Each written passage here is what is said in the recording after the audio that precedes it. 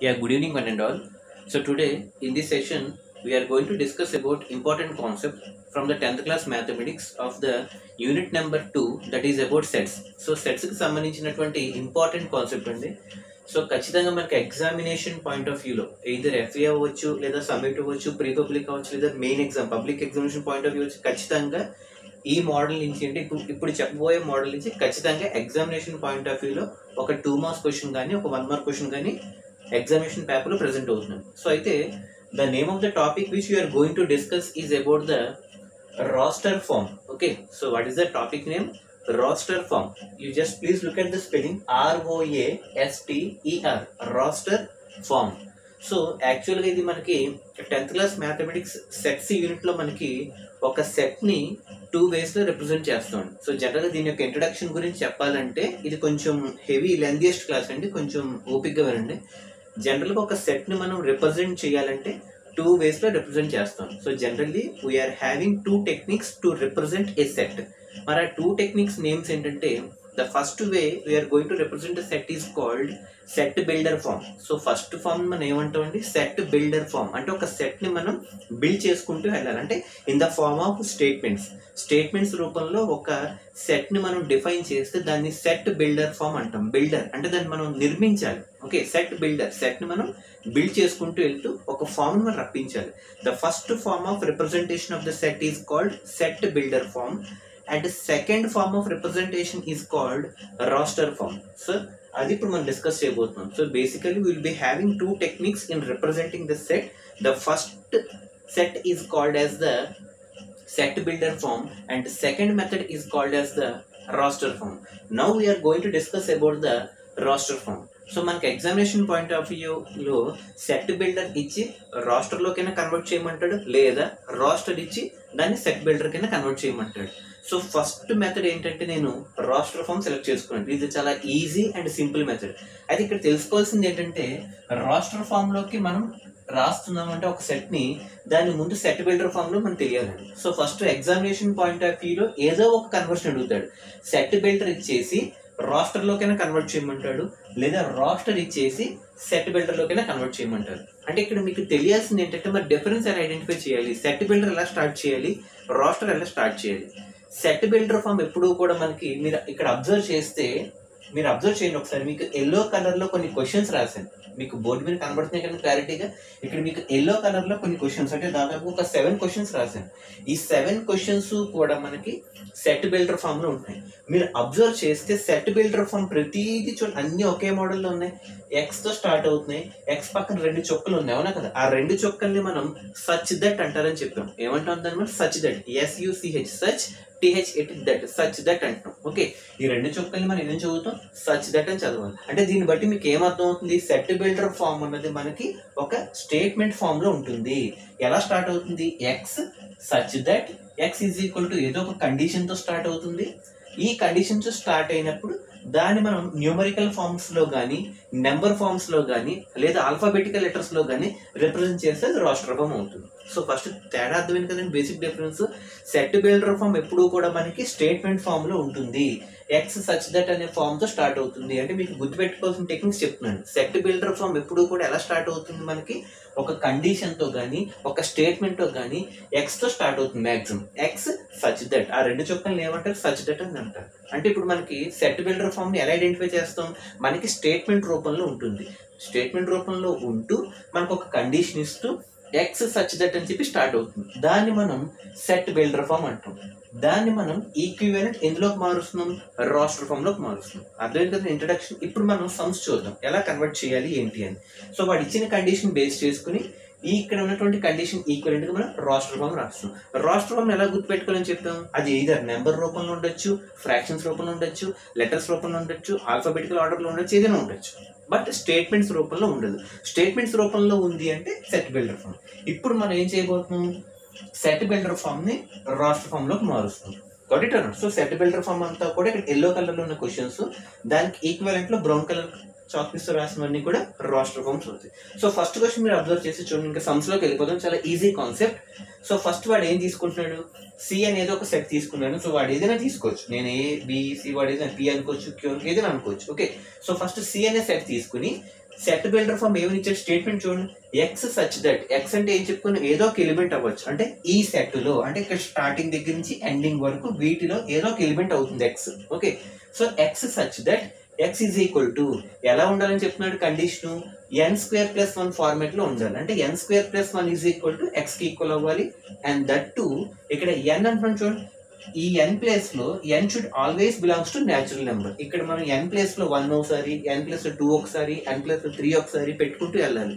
But ఆ పెట్టినటువంటి 1, 2, 3 ఇవన్నీ కూడా that n should belongs to natural numbers. అలాగా ఈ ఎన్ ఎంతవరకు పెట్టమని చెప్తున్నాడు, 4 వరకు వెరిఫై చేసుకుంటూ వెళ్ళమంటున్నాడు. అంటే less than or equal to 4 అంటే దీన్ని బట్టి మీకు ఏమర్థం అవుతుంది, n less than or equal to 4 అంటున్నాడంటే ఎన్ ప్లేస్ లో 4 వరకు పెట్టుకుంటూ వెళ్ళాలి. ఎందుకంటే less than or equal to అన్నాడు అంటే 1 తో స్టార్ట్ చేయాలి. ఎందుకంటే ఇక్కడ 0కి వెళ్ళకూడదు, ఎందుకంటే ఇక్కడ న్యాచురల్ నెంబర్స్ అన్నాడు కాబట్టి 1 తో స్టార్ట్ చేయాలి. ఓకే, సో న్యాచురల్ నెంబర్స్ అంటాడు కాబట్టి 1 తో స్టార్ట్ చేసి ఎక్కడి వరకు వెళ్ళాలి, less than or equal to 4 అంటాడు కాబట్టి ఈ ప్లేస్ లో 1 ఒకసారి, 2 ఒకసారి, 3 ఒకసారి, 4 ఒకసారి పెట్టుకుంటూ వెళ్ళాలి. అంటే ఇప్పుడు x is equal to first n place లో 1 పెట్టండి, 1 స్క్వేర్ ప్లస్ 1, 1 స్క్వేర్ అంటే 1 ప్లస్ 1 అంటే 2 వచ్చింది కదండి, అవునా కదా. నెక్స్ట్ మళ్ళీ ఎన్ ప్లేస్ లో 2 పెట్టండి, 2 స్క్వేర్ ప్లస్ 1, 2 స్క్వేర్ అంటే 4 ప్లస్ 1 5 వచ్చింది కదండి, 2, 5. నెక్స్ట్ ఎన్ ప్లేస్ లో 3 పెట్టండి, 3 స్క్వేర్ అంటే 9 ప్లస్ 1 10 వచ్చింది కదండి, అవునా కదా. అలాగే నెక్స్ట్ ఎక్కడ వరకు పెట్టాలి, 4 వరకు, ఎందుకంటే less than or equal to 4 అంటున్నాడు, అవునా కదా. మళ్ళీ 4 ఇక్కడ పెట్టండి, 4 square is equal to 16, 16 plus 1 17. So final గా ఈ కండిషన్ అంటే సెట్ బిల్డర్ ఫామ్ రోస్టర్ లోకి మారిస్తే ఎలా వచ్చింది, 2, 5, 10, 17 ఎలా వచ్చింది, ఇక్కడ ఉన్న కండిషన్ బట్టి n స్క్వేర్ ప్లస్ 1 అనే కండిషన్ ఉపయోగించాం. అలాగే n ప్లేస్ లో ఎంత వరకు పెట్టుకుంటూ వెళ్ళాం, 4 వరకు పెట్టుకుంటూ వెళ్ళాం, వాడి ఇచ్చిన కండిషన్ అది. అలా పెట్టుకుంటూ వెళ్తే 2, 5, 10, 17 వచ్చాయి. ఇది clear or not. So next second sum చూడండి. సో బి అనే ఒక సెట్ తీసుకున్నాడు. So b is equal to మళ్ళీ ఎక్స్ సచ్ దట్ మళ్ళీ ఎక్స్ ఎలా ఉండాలి, 1/n ఫామ్ లో ఉండాలి. 1/n అంటే మళ్ళీ n ఇక్కడ ఈ n ప్లేస్ లో మళ్ళీ మనం పెట్టబోయే నెంబరు దేనికి బిలాంగ్ అయి ఉండాలి, న్యాచురల్ నెంబర్ అయి ఉండాలి. అంటే దీన్ని బట్టి మనకి ఏమర్థం అవుతుంది, 0 పెట్టకూడదు, 1 నుంచే స్టార్ట్ చేయాలి. ఎందుకంటే n belongs to natural number కాబట్టి. అంటే ఇక్కడ ఈ ప్లేస్ లో మనం ఏ నెంబర్ అయితే పెడుతున్నామో that n should belongs to natural number. అలా ఎక్కడ వరకు పెట్టుకుంటూ వెళ్ళాలి, 5 వరకు పెట్టుకుంటూ వెళ్ళాలి. అంటే దాన్ని బట్టి అర్థమైంది ఏంటి, 1/1 ఎందుకంటే 0తో స్టార్ట్ చేయకూడదు, ఎందుకంటే న్యాచురల్ నెంబర్ కాబట్టి. సో 1/1, 1/2, 1/3, 1/4, 1/5 ఇంకా 5 దాటకూడదు, ఎందుకంటే less than or equal to 5 అన్నాడు కాబట్టి. ఇక వచ్చి 1, 1/2, 1/3, 1/4, 1/5 అంటే 1 అంటే 1/1 ఏదైనా రాసుకోవచ్చు. సో ఇప్పుడు దీన్ని సెట్ బిల్డర్ ఫామ్ యొక్క రాస్టర్ ఫామ్ అది. సో మీకు స్టార్టింగ్ లో ఏం చెప్పాను, సెట్ బిల్డర్ ఫామ్ అంతా కూడా స్టేట్మెంట్ రూపంలో ఉంటుంది, ఎక్సెట్ స్టార్ట్ అవుతుంది, బట్ రాస్టర్ ఫామ్ వచ్చి నెంబర్స్ రూపంలో ఉంటుంది. ఓకే, ఇది clear or not. And third question చూడండి, very very important. A is equal to, ఈ రెండు క్లియర్ కదండి అందరికి. Okay, so set A is equal to ఏం తీసుకున్నాం, ఎక్స్ సచ్ దట్, ఇది కొంచెం డిఫరెంట్ గురించి చూడండి. ఎక్స్ సచ్ దట్ ఏమని చెప్పాడు, ఈ ఎక్స్ అన్నది -2 కి +2 కి మధ్యలో ఉండాలి. చూడండి మీకు -2 less than or equal to x less than or equal to 2 అంటే ఎక్స్ అన్నది ఇటు -2 కి అటు +2 కి మధ్యలో ఉండాలి. అంటే ఇప్పుడు ఏమవుతుంది, -2, -1, 0, 1, 2 అటువైపు కూడా వెళ్తుంది. అంటే దీన్ని బట్టి అవి న్యాచురల్ నెంబర్స్ అవ్వవు, ఇంటిజర్స్ అవుతాయి. అందుకే ఇక్కడ వాడు ఏం చెప్తున్నాడు, x belongs to integer Z అంటున్నాడు. అర్థమైంది కదా, ఎక్స్ బిలాంగ్స్ టు జెడ్ అంటున్నాడు. ఇందాక first 2 cases x belongs to n అని చెప్పాడు. ఎన్ అంటే అక్కడ న్యాచురల్ నెంబర్, కానీ ఇక్కడ న్యాచురల్ నెంబర్ అవ్వదు, ఎందుకంటే ఇక్కడ మైనస్ లో ఉంది కాబట్టి ఖచ్చితంగా ఇంటిజర్ అవ్వాలి, ఎందుకంటే మైనస్ ఉంది కాబట్టి. అంటే -2 కి 2 కి మధ్య ఎక్స్ ఉండాలంటే అటు -2, -1, 0, ఇటు 1, 2 అంటే మొత్తం పాజిటివ్ నెగిటివ్ రెండు వచ్చాయి కాబట్టి ఇంటిజర్ అవుతుంది, కాబట్టి జెడ్ బిలాంగ్ అవుతుంది. ఇప్పుడు దీన్ని రాస్టర్ ఫామ్ అంటే చూడండి, -2, -1, 0, 1, 2 ఇది క్లియర్ ఆర్ నాట్. సో ఇవి సెట్ బిల్డర్, అవి రాస్టర్. నెక్స్ట్ ఇప్పుడు ఫోర్త్ వన్ చూడండి, వి అనే ఒక సెట్ తీసుకున్నాడు. తీసుకుని ఎక్స్ సచ్ దట్, ఎక్స్ మళ్ళీ ఎలా ఉండాలి, X is a vowel in English అంటున్నాడు. ఇంగ్లీష్ ఆల్ఫాబెట్స్ 26 ఉన్నాయి. ఆ 26 లో వోవెల్స్ ఎన్ని ఉన్నాయి, 5 ఉన్నాయి. ఏ, ఈ, ఐ, ఓ, యు. ఆ 5 లో ఏదో ఒకటి అవ్వచ్చు. అంటే ఫస్ట్ మరి ఇవి తెలియాలి కదా, ఉన్నాయి కదా.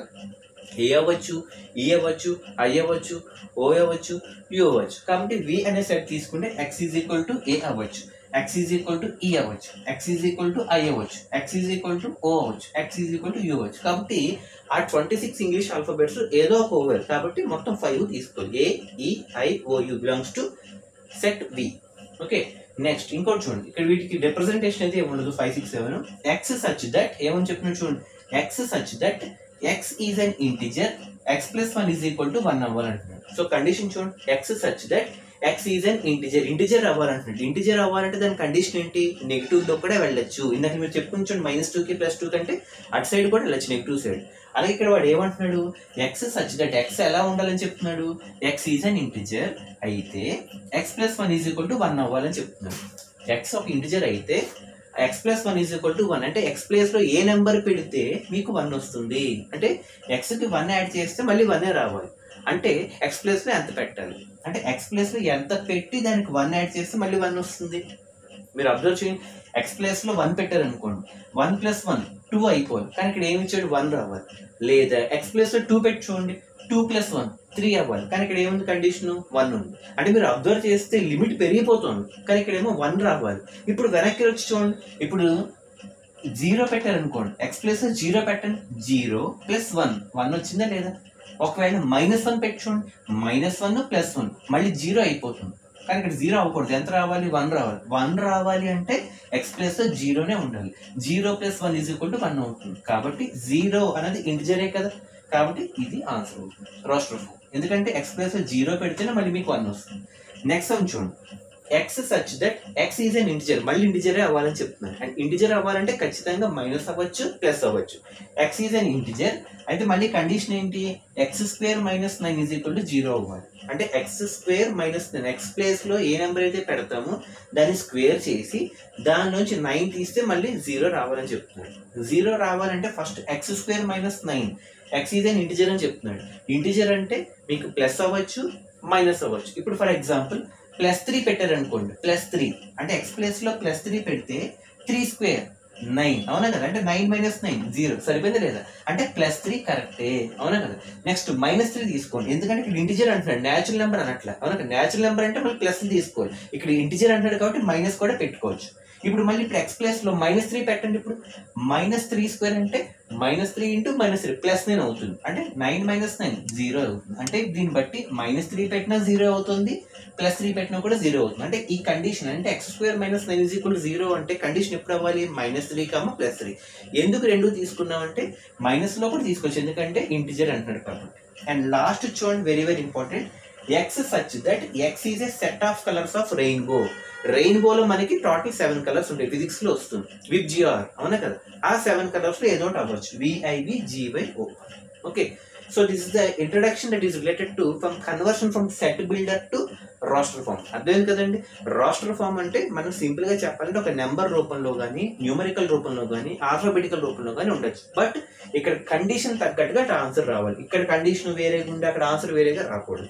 ఈ కండిషన్ సాటిస్ఫై చేస్తూనే రావాలి. అలాగే సెట్ బిల్డర్ ఫామ్ అనేది మనకి ఎప్పుడు కూడా స్టేట్మెంట్స్ రూపంలో కానీ, ఎక్స్ సచ్ దట్ ఈ ఫామ్ లో ఉంది అంటే అది సెట్ బిల్డర్ ఫామే అవుతుంది.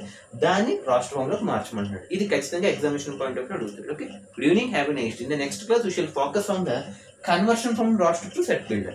ఈ క్లాస్ లో సెట్ బిల్డర్ టు రోస్టర్ చూసాం, నెక్స్ట్ క్లాస్ లో రోస్టర్ టు సెట్ బిల్డర్ చూద్దాం. Okay, good evening, have a nice day.